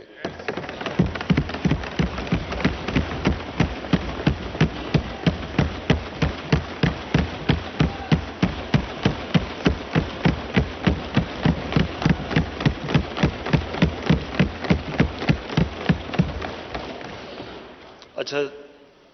और तीसरी चीज, ये मेरा आखिरी पॉइंट है, खुददारी। स्पीकर साहब, जब से पाकिस्तान बना हमारे अंदर एक बड़ी बदकिस्मती है। हमारा लीडर अजीम था कायद आजम मोहम्मद अली जिन्ना, एक गुलाम हिंदुस्तान में एक आजाद इंसान था। वाह वाह।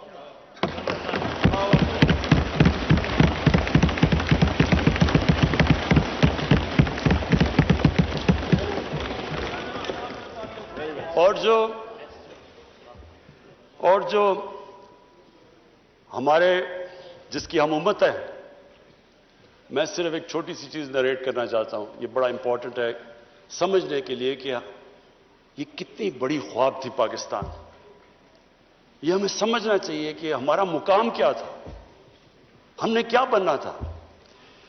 स्पीकर साहब, जब मदीना पहुंचे, मदीना में पहली 625 में पहली जंग बदर हुई, 313 लड़ने वाले, मुश्किल से सरवाइव किया जंग ओहद और जंग खंदक में। उसके बाद 628 और 629 दो खत लिखे उन्होंने। एक बैजेंटाइन एम्पायर का जो सीजर था उस वक्त, हरकुलिस, उसको लिखा। दूसरा जो पर्शियन एम्पायर अगले साल लिखा, जो कि पर्शियन एम्परर था। दो सुपर पावर्स थी। उन्होंने कहा कि मैं अल्लाह का पैगाम लेके आया हूं, अगर आप इस पैगाम पे चलेंगे ये आपकी बेहतरी है। आप सोचें कि एक छोटा सा, जिनकी हैसियत ही कोई नहीं, उन्होंने क्या हमारे लिए क्या उससे सबक है कि ला इलाहा इल्लल्लाह, अल्लाह के सिवा कोई खुदा नहीं है।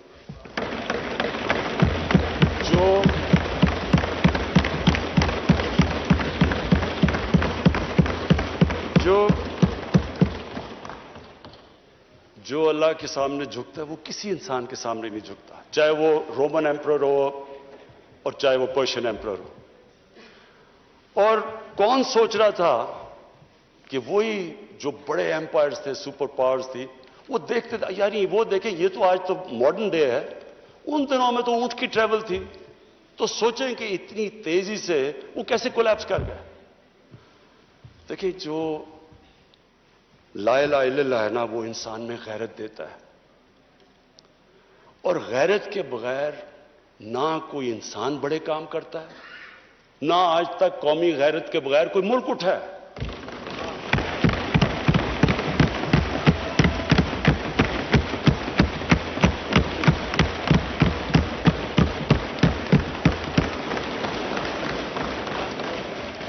اسپیکر صاحب، میں آج جو ایک پیریڈ میں تب ادھر بیٹھتا تھا اسمبلی میں، ان لوگوں کے ساتھ ہی میں ہوتا تھا، ادھر اپوزیشن میں تھا، پیپلز پارٹی بھی ہوتی تھی وہاں میرے ساتھ، تو ہم نے ایک ملک نے فیصلہ کیا کہ امریکہ کی وار آن ٹیرر جوائن کرنے کا۔ میں آج اس کے اوپر اس لیے بات کرنا چاہتا ہوں کہ یہ میں بڑا، اگر میری ساری زندگی میں جو میں سب سے زیادہ پاکستانی ہوتے ہوئے مجھے ذلت فیل ہوئی ہے وہ اس ٹائم پہ ہوئی ہے، تو اس لیے میں آج اس کی بات کرنا چاہتا ہوں۔ ہم نے فیصلہ کیا کہ جناب ہم فرنٹ لائن سٹیٹ بن جائیں گے امریکہ کی وار آن ٹیرر۔ میں اس وقت ایک سیٹ تھی میری، تب بھی میں بار بار کہتا تھا کہ یہ اس سے جنگ سے ہمارا تعلق کیا ہے؟ القاعدہ افغانستان بیٹھی ہوئی ہے، ملیٹنٹ طالبان افغانستان میں، ہمارے پاس تو وہ بھی نہیں تھے، ہم نے کیا کیا ہے کہ ہم ان کی جنگ میں شرکت کر دیں؟ وہ جو پیریڈ ہے وہ میں اس لیے چاہتا ہوں کہ ہم ہمیشہ کے لیے، میری قوم سیکھے۔ قوم، ایک انسان، ایک ادارہ آگے تب بڑھتا ہے جب اپنی غلطیوں سے سیکھتا ہے۔ وہ جو ہم نے حماقت کی، میں یہ چاہتا ہوں کہ میں ذرا پیریڈ آپ کو، کیونکہ میں نے شرکت کی اس میں، وہ جب میٹنگز ہو رہی تھی، جب وہاں فیصلے کیے گئے، فیصلہ یہ کیا گیا کہ نہیں جی امریکہ بڑا ناراض ہے،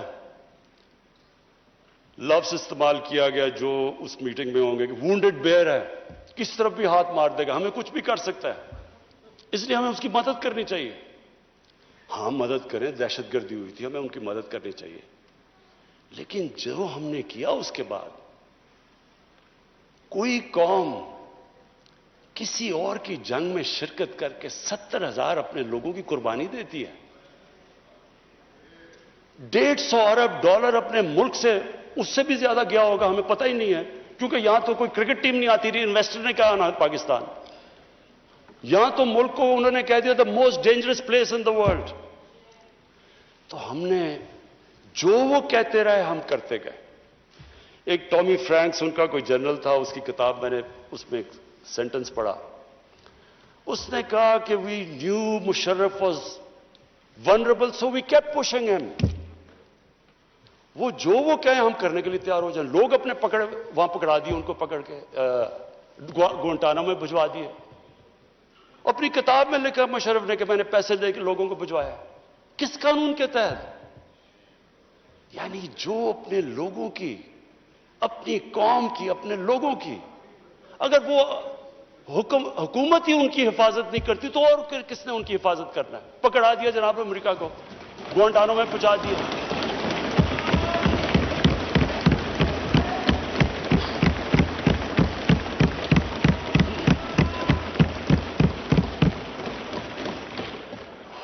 اور یہاں رکی نہیں بات، قبائلی علاقے میں جی وہاں تورا بورا کے بعد ان کے تھوڑے سے القاعدہ آ گیا، القاعدہ تورا بورا کے بعد آ گئے، اوپن بارڈر تھا قبائلی علاقے میں، ہمیں انہوں نے حکم کیا کہ آپ جا کے ان کو اپنی فوج بھیجو قبائلی علاقے میں۔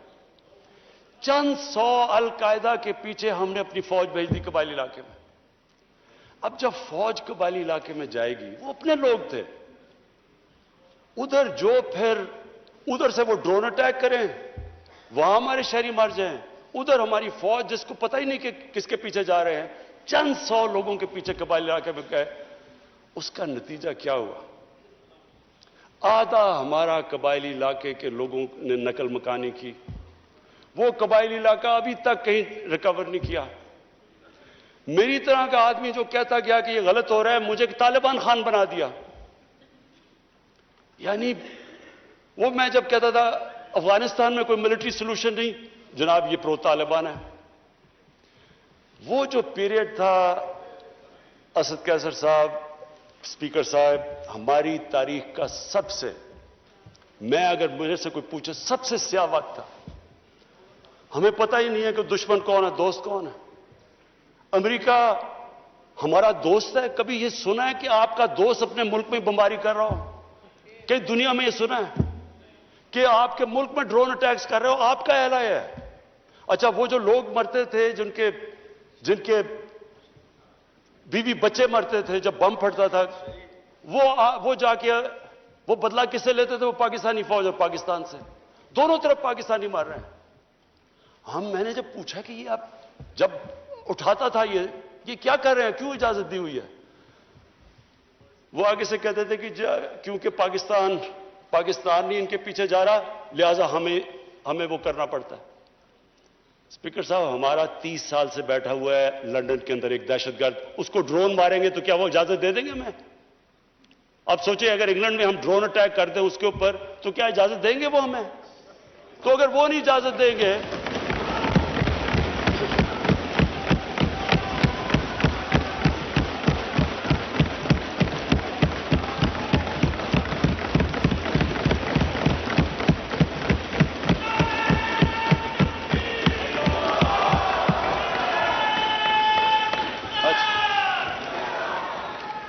स्पीकर साहब, अगर वो इजाजत नहीं देंगे तो हमने क्यों इजाजत दी?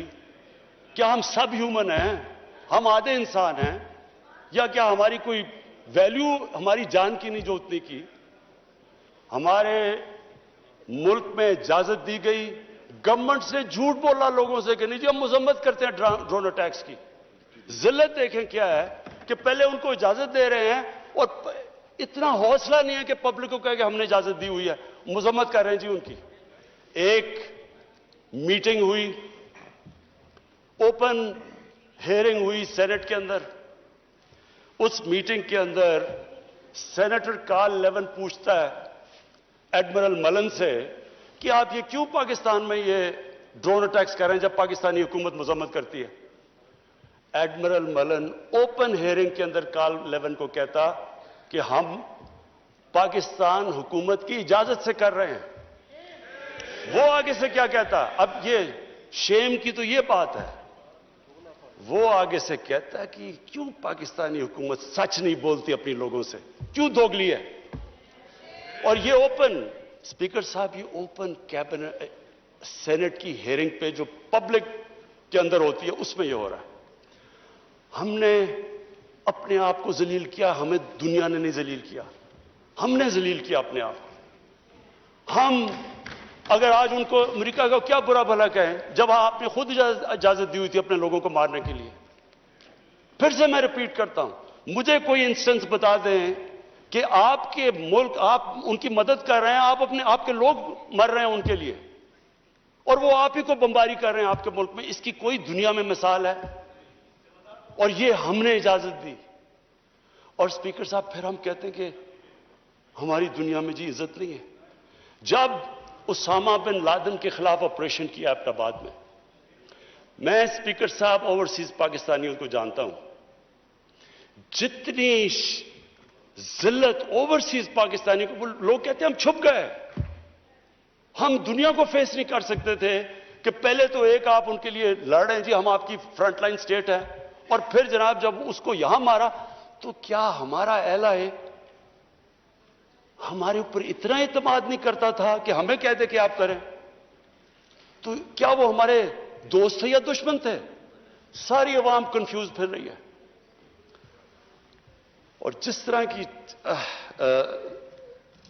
स्पीकर साहब, जिस तरह की चीजें उन दिनों में हुई, हमारी जनाब सारी सेल्फ एस्टीम खत्म हो गई। मुझे याद है एक नई चीज निकलाई enlightened moderation. हमने जी एक कॉइन कर दिया कि हम तो बड़े मॉडरेट लोग हैं. और मॉडरेट क्या है? Enlightened moderation. अच्छा, अब एनलाइटेंड मॉडरेशन की आवाम को क्या समझ आनी है? मुझे भी अभी तक नहीं समझ कि ये क्या चीज है. लोगों ने इसका समझा क्या? क्योंकि हमारी लीडरशिप इतनी मुतासिर थी. लोगों ने क्या कहा जी, सारों ने सूट पहन लिया और अंग्रेजी बोलनी शुरू कर दी. टीवी प्रोग्राम पे जाते थे, जो भी जाता था पहले बैठ के अंग्रेजी बोलता था कि मैं एनलाइटेंड मॉडरेट हूं, फिर उर्दू शुरू करता था. यानी एक मुल्क की इज्जत नफ्स ही खत्म करके रख दी कि हमें अपने आप से शर्म आने शुरू होगी कि जी हम पता नहीं दहशतगर्द हैं. और स्पीकर साहब, हमें यह समझ लेना चाहिए कि जब, फिर से मैं रिपीट करता हूं, जो कौम अपनी इज्जत नहीं करती, दुनिया उसकी इज्जत नहीं करती. हमें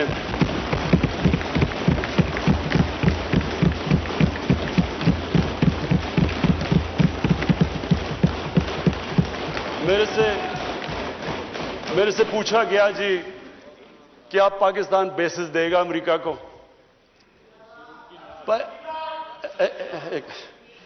देखिए, मैं अगला सवाल तो उससे ये पूछूं कि जब हमने इतनी सर्विस दी, 70,000 लोग हमारे गए, $150 अरब हमने अपने मुल्क का नुकसान कर दिया, क्या उन्होंने हमारी तारीफ की? क्या उन्होंने एक्नॉलेज किया कि कितनी कुर्बानी दी है पाकिस्तान ने? कोई दुनिया में मुल्क है जिसने किसी और के लिए इतनी कुर्बानी दी हो? उन्होंने उल्टा बुरा भला कहा, दोगले हो तुम. उन्होंने कहा जी अफगानिस्तान में दोगली गेम खेल, अफगानिस्तान की जंग नहीं जीत रहे, वो भी हमारे पर डाल दिया. यानी बजाय कि अप्रिशिएट करना, उल्टा पाकिस्तान को बुरा भला कहा गया. तो स्पीकर साहब, इससे हमने एक सबक सीखा.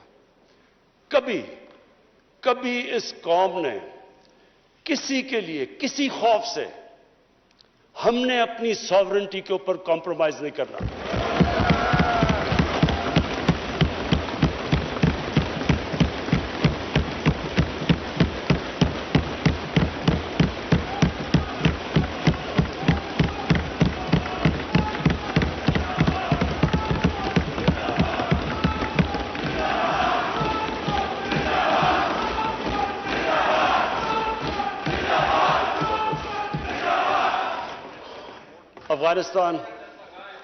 अफगानिस्तान ये वाकई हमारे लिए एक बड़ा मुश्किल अब वक्त आ रहा है. मैं अपनी सारी कौम के सामने ये चीज कहना चाहता हूं. हमने जितनी को, और अब ये भी मैं कह दूं कि हमारा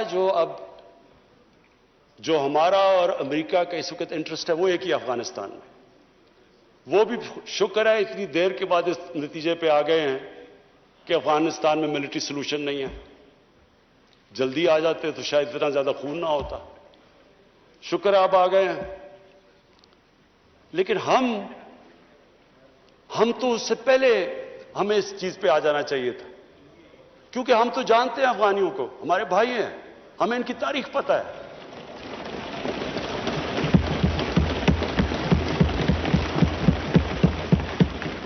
कभी अफगानिस्तान ने बाहर से इंटरफेरेंस एक्सेप्ट नहीं की, चाहे वो अंग्रेजों का देख लेते 19वीं सेंचुरी में, चाहे रूसियों का देख लें, सोवियट्स का, और चाहे ये जो इतनी लंबी सारी अमेरिका की तारीख में सबसे बड़ी जंग के बाद वो भी इस नतीजे पे पहुंच गए कि कोई मिलिट्री सोल्यूशन नहीं था.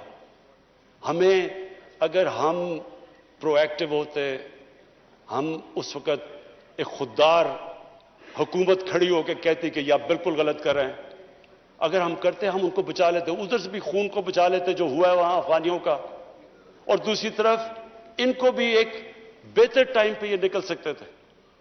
अब हुआ क्या है कि उन्होंने जब फैसला किया कि जी कोई मिलिट्री सोल्यूशन नहीं है, एग्जिट डेट दे दी कि हम जा रहे हैं.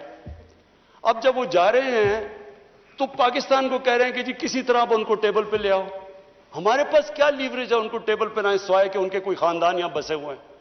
क्या उनके खानदानों को पकड़ के जेलों में डाल दें? क्या करे? और पाकिस्तान तो सिर्फ उनको कह सकता है ना कि मिलिट्री सोल्यूशन के ऊपर अगर आप जाएंगे तो वहां सिविल वॉर लंबी हो जाएगी तालिबान को, और सिविल वॉर लंबी होगी, अफगानिस्तान की भी तबाही है, और पाकिस्तान उसके बाद वो मुल्क है जिसको नुकसान होगा. लेकिन इसके बाद जब वो डेट दे चुके हैं, इससे ज्यादा हम लीवरेज क्या करें? اور مجھے بڑا افسوس ہوتا ہے. میں پریزیڈنٹ غنی کو بھی ملا ہوں, میں ان کے افغانستان بھی گیا, ان کے یہاں بھی لیڈرز کو ملا. میں ان کو سمجھا کے یہ کہہ چکا ہوں کہ ہمارا انٹرسٹ ہے افغانستان میں اس وقت امن ہو. ہم آگے اکانومی کا سوچ رہے ہیں, ہم سینٹرل ایشیا کا سوچ رہے ہیں, ہماری ریجنل ہماری ٹائز ہیں تاجکستان کے ساتھ, ازبیکستان کے ساتھ, ریلوے ہم بن رہے ہیں, ہم تو آگے کا سوچ رہے ہیں. تو ہم تو چاہتے ہیں امن ہو. ہم نہ کوئی اسٹریٹجک ڈیپتھ چاہتے ہیں افغانستان میں.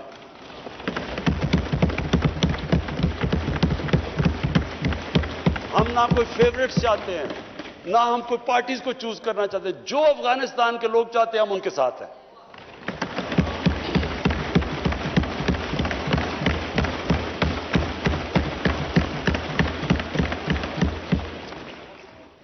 تو ہم پارٹنرز ان پیس تو امریکہ کے ساتھ ہو سکتے ہیں اور ہمیشہ رہیں گے. ہم پارٹنرز ان کانفلکٹ نہیں ہو سکتے. اب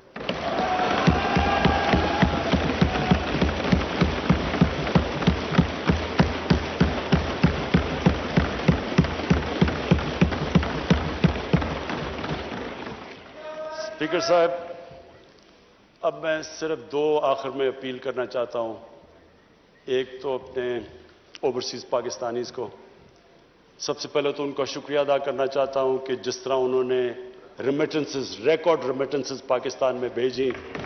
آج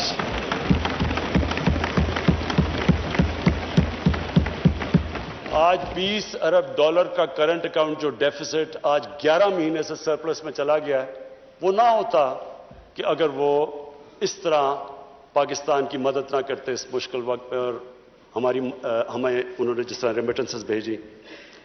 آگے جو میں پرابلم دیکھ رہا ہوں, جیسے جیسے ہماری اکانومی گرو کر رہی ہے, جو پرابلم آنا ہے ہمارے کرنٹ اکاؤنٹ کے اوپر آنا ہے. یعنی کہ ہماری جیسے امپورٹس بڑھتی جائیں گی, اکانومی گرو کرتی جائے گی, تو پریشر آنا ہے ہمارے روپے کے اوپر اور کرنٹ اکاؤنٹ کے اوپر. تو شارٹ ٹرم کے اندر میں اوورسیز پاکستانیز کو یہ کہنا چاہتا ہوں کہ پاکستان یہ آپ کا ملک ہے. آپ نے دیکھ لیا کہ باہر جا کے جو بھی دنیا میں آپ باہر چلے جائیں, اپنے ملک جیسی کوئی جگہ نہیں ہے. میں نے آج بڑی ایک تکلیف دہ آج میں نے سٹوری پڑھی. کینیڈا کے اندر ایک تو پہلے پاکستانی خاندان کو انہوں نے ایک گاڑی, ان کا جو انتہا پسند تھا, اس نے گاڑی چڑھا دی. اب کل میں نے پڑھا اخبار میں کہ 30-32 سال کا پاکستانی نوجوان جو وہاں گیا ہوا تھا اپنی فیملی کو لے کے, وہ اس کی آج بیان تھا, اس کو چاقو مارا انہوں نے اور وہ ہاسپٹل میں. وہی ریسسٹ, یہ جو اسلاموفوبیا کی وجہ سے جو وہاں کے ریسسٹ ہیں. تو اس نے جو سٹیٹمنٹ دی, میں صرف یہ کہنا چاہتا ہوں کہ وہ ہمارے لیے بڑی تکلیف دہ ہے. اس نے کہا کہ دیکھیں, میں تو یہاں روزی کمانے آیا تھا, اب مجھے خطرہ ہو گیا اپنی بیوی اور بچوں کو. تو یہ سارے اوورسیز پاکستانیوں کو میں آج کہنا چاہتا ہوں کہ دیکھیں, ہم بدقسمتی سے آپ کو نوکریاں یہاں نہیں دے سکے, آپ کو باہر جانا پڑا, اور آپ وہاں کام بھی اچھا کر رہے ہیں, کئی بڑے ایکسل کر چکے ہیں. لیکن یہ ضروری آپ کے لیے کہ آپ کا ملک تکڑا ہو, کہ اگر آپ کو مشکل پڑے اس طرح کی, تو آپ کو یہ ہو کہ میں اپنے ملک میں واپس جا سکتا ہوں. اس لیے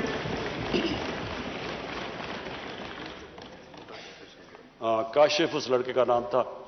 تو میں یہ چاہتا ہوں کہ ہمارے اوورسیز, اب ہم پاکستان صحیح راستے پہ نکلا ہوا ہے. میں چاہتا ہوں کہ آپ پوری طرح اس ملک کی اس میں انویسٹ کریں, بزنسز کھولیں. ہم اب پوری طرح, میں خود لیڈ کر رہا ہوں کہ ہم ہر قسم کی رکاوٹیں دور کریں آپ کے لیے, ریگولیشنز کم کریں, ایز آف ڈوئنگ بزنس کریں, تاکہ آپ آئیں, بینکوں میں ہمارے پیسے رکھوائیں. کیونکہ یہ جو شارٹ ٹرم ہمارا کرنٹ اکاؤنٹ کے اوپر جو پریشر پڑے گا, وہ صرف اور صرف اوورسیز پاکستانی شارٹ ٹرم میں کر سکتے ہیں. اس کے بعد فورن انویسٹمنٹ بھی ہے, ہماری ایکسپورٹس. مجھے بڑے فخر سے میں کہتا ہوں کہ جو ایکسپورٹس کے اندر اب جو اوپر گئی ہیں, تو ہم آہستہ آہستہ تو صحیح راستے پہ نکل چکے ہیں کہ ایکسپورٹ لیڈ گروتھ. لیکن تھوڑے وقت کے لیے میں اپنے اوورسیز پاکستانی کو اپیل کروں گا, اور اس کے بعد میں اپنی قوم سے اب میں یہ ایک یہ میرے لیے کافی مشکل چیز ہے یہ جو میں کہنا چاہتا ہوں کہ دیکھیں، جب ایک ملک کا سربراہ باہر جا کے دوسرے ملکوں میں ملک کے لیے قرضے یا پیسے لینا چاہتا ہے، یہ میری 3 سال میں 2 مہینے کم جو ابھی پیریڈ گزرا ہے، سب سے مشکل پیریڈ ہوتا ہے کہ آپ لوگوں سے جا کے قرضے مانگ رہے ہیں، پیسے مانگ رہے ہیں ملک کے لیے. یہ چلے میرے لیے تو ہے مشکل، لیکن یہ قوم نیچے جاتی ہے. جس قوم کا لیڈر جا کے پیسے مانگ رہے ہیں وہ قوم کی کیا حیثیت ہے؟ تو میں اپنے لوگوں سے کہنا چاہتا ہوں کہ دیکھیں، آپ سب چاہتے ہیں کہ پاکستان عظیم قوم ہو. آپ وہ لوگ ہیں جو دنیا میں 4-5 ملک ہیں جو سب سے زیادہ خیرات دیتے ہیں. یہ وہ ملک ہے، اور میں سب سے بڑا ریسیپینٹ ہوں. شوکت حرم کے لیے پیسے اکٹھے کرتا ہوں، نمل یونیورسٹی کے لیے پیسے اکٹھے کرتا ہوں. 2 ہاسپٹل بن چکا، تیسرا کراچی میں سب سے بڑا ہاسپٹل، سب کے لیے پیسے دیتے ہیں. اتنے کھلے دل کے لوگ نہیں ہیں دنیا میں جتنے یہ ہیں.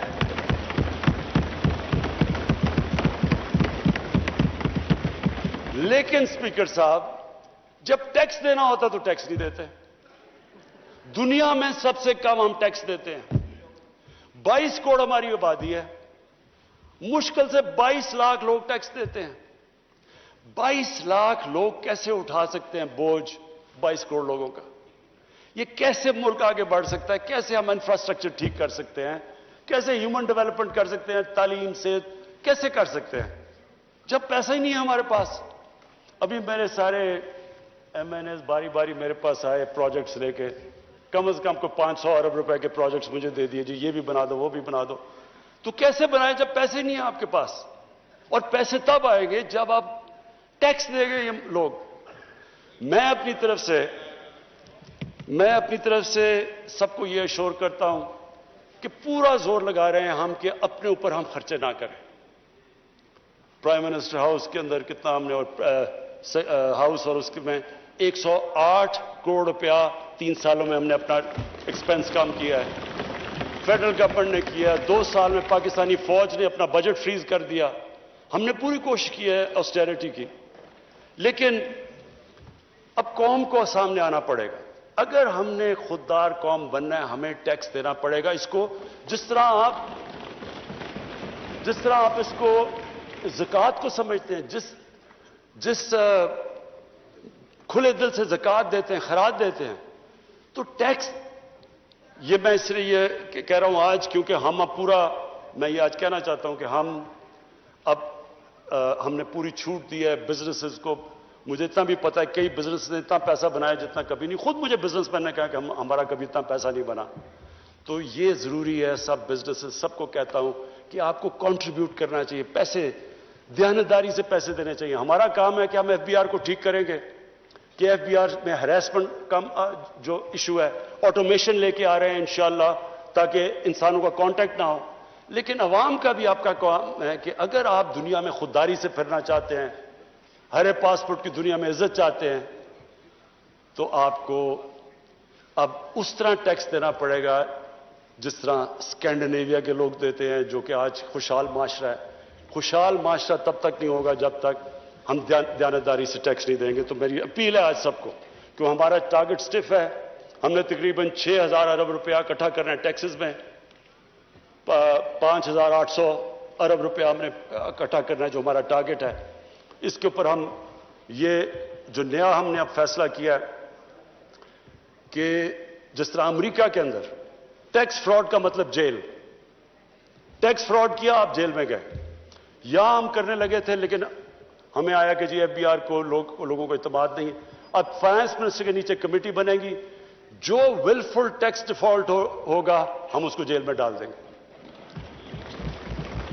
کیونکہ اگر ہم نے یہ نہ پیسہ اکٹھا کیا، ابھی بھی ہم آئی ایم ایف پروگرام میں ہیں، انہوں نے اس کے بعد ہمیں کہنا ہے کہ جی اس کے اوپر ٹیکس لگاؤ اور جی ایس ٹی لگاؤ اور چیزوں کے اوپر اور کھانے، تو لوگ تکلیف میں جائیں گے. تو لوگوں کے آپ سب کے انٹرسٹ میں ہے کہ اگر ہم سارے لوگ تھوڑا تھوڑا ٹیکس دے دیں گے تو ہمارا ٹارگٹ پورا ہو جائے گا اور پھر ہمیں لوگوں کے اوپر مشکلیں نہیں ڈالنی پڑیں گی. آخر میں بس اسپیکر صاحب میں اپنی کنکلوڈ کرتا ہوں تقریر کہ ہمارا ایک ایشو ہے پاکستان کا جو کشمیریوں کے ساتھ جو ظلم ہے اس وقت ہندوستان کی حکومت ظلم کر رہی ہے، میں آج اس لیے بات کرنا چاہتا ہوں کہ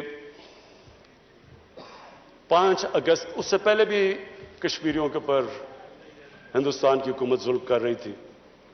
پیلٹ گنز کا استعمال، لوگوں کو اٹھا لینا، ان کو ایک ایسا ٹریٹ کرنا جیسے جب سے یہ بی جے پی کی حکومت آئی ہے، یہ جو آر ایس ایس کا ایجنڈا ہے، ان کو ہر قسم کی تکلیف میں تھا، لیکن 5 اگست کے بعد ظلم کی انتہا ہو گئی۔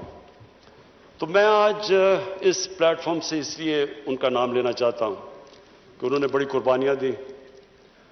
میں ان کے جذبے کو سلام پیش کرنا چاہتا ہوں اپنی ساری قوم کی طرف سے۔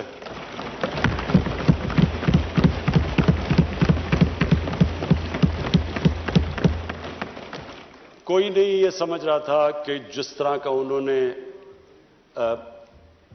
جو 80 لاکھ کشمیریوں کے اوپر 8 لاکھ ہندوستان کی فوج بٹھا دی اوپر جا کے، اور ہر تھوڑی دیر کے بعد ایکسٹرا جوڈیشل کلنگ کرتے ہیں، ان کو ڈرایا دھمکایا، لوگوں کو، نوجوانوں کو پکڑ کے باہر لے گئے، ان کی لیڈرشپ کو اندر ڈالا، کوئی نہیں سمجھ رہا تھا کہ وہ کھڑے ہوں گے۔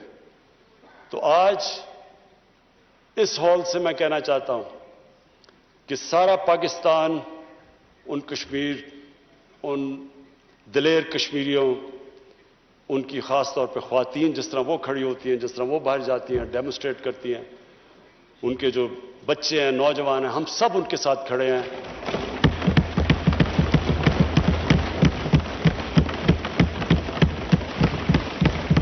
اور جو مرضی لوگ کہیں کہ جی یہ کچھ کرنے لگے ہیں کمپرومائز، کسی قسم کی، جب تک ہم ہندوستان سے ڈپلومیٹک ریلیشن شپ بحال نہیں ہوگی، جب تک جو 5 اگست کے انہوں نے جو قدم اٹھائے ہیں وہ واپس نہیں لیں گے، تب تک کوئی نہیں۔ بہت بہت شکریہ۔ تھینک یو جی۔ میں قومی اسمبلی سیکریٹریٹ کے عملے کی طرف سے